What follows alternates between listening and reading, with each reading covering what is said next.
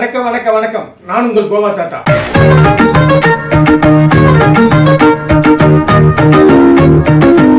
தாத்தா டைரியில் எனக்கு என்ன பார்க்க போறோம்னா, அதாங்க நம்ம நடிகர் விஜய் ஆண்டனி அவர் ரோமியோ படத்து சீசருக்கு ஏதோ ஒரு சர்ச்சை பேச்சு வந்துட்டு இருக்குது. அவர் பேசுனது சர்ச்சை ஆகிட்டு இருக்குது. அதான் அதை பற்றி நம்மளுடைய கருத்து எல்லா கருத்தும் கொடுத்துட்டாங்க. நம்ம கருத்தையும் நம்ம கொடுக்கலாம் இல்லையா? அதனால் இப்போது அவர் அந்த படத்தில் வந்து ஆணும் பெண்ணும் குடிக்கிற மாதிரி ஒரு ஏதோ சீன் வர மாதிரி தெரியுது. அந்த போஸ்டர்லாம் பார்த்தா அப்படி தான் தெரியுது.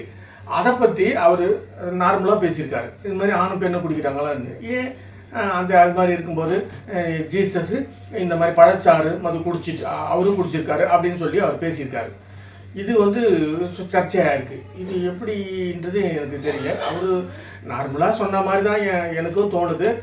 ஆனால் ஒரு மதத்தோடைய கடவுள் அப்படி இருக்க பட்சத்தில் அந்த கடவுளை பற்றி இந்த மாதிரி நம்ம சொல்லக்கூடாது தான். அது வந்து எனக்கும் ஒரு கொஞ்சம் கஷ்டமாக தான் இருக்குது. விஜய் ஆண்டனி அவர் இதெல்லாம் நல்லா தெளிவாக அவர் பண்ணுவார். ஏன்னா நான் எதுக்கு சொல்கிறேன்னா, நான்லாம் வந்து அவரை ரொம்ப பெருமிதமாக பார்ப்பேன். ஏன்னா அவர் அதாவது நடிப்பு திரையில் அவர் மேலே மேலே மேலே அவர் திறமையாக அவர் மியூசிக் டைரக்டரு அது வந்து அவர் நடிப்பு திறமையாக வந்து நிரூபிக்கிறாரு. அதை வந்து பார்க்கும்போது எங்களுக்கெல்லாம் ஆச்சரியமாக இருக்கும். அதுவும் முக்கியமாக எனக்கெல்லாம் நான் ஒருத்தர் 2 பேர்கிட்ட நான் அவர் ஒரு ஐடென்டிட்டாக கூட நான் சொல்லியிருக்கேன். இந்த மாதிரி அவர் பார்த்தியா அவர் சொந்த இதுலேயே நடிப்பு திறமையில் மேலே வராரு, அது எனக்கு ரொம்ப பிடிக்கும் அப்படின்னு எனக்கு வந்து நான் சொல்லியிருக்கேன். அப்படியாப்பட்டவர் கொஞ்சம் கவனமாக பேசியிருக்கணுமோ என்னவோ. ஏன்னா அதுதான் எனக்கு தோணுது.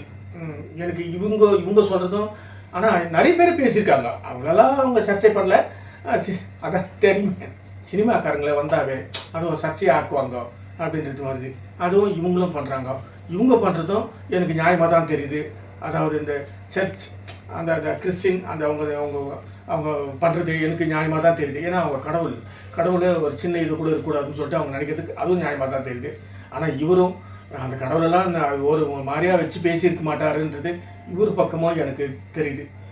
இது எப்படி என்னன்றது இந்த பொதுமக்கள் தான் நீங்கள் தான் அதை முடிவு பண்ணிக்கணும்.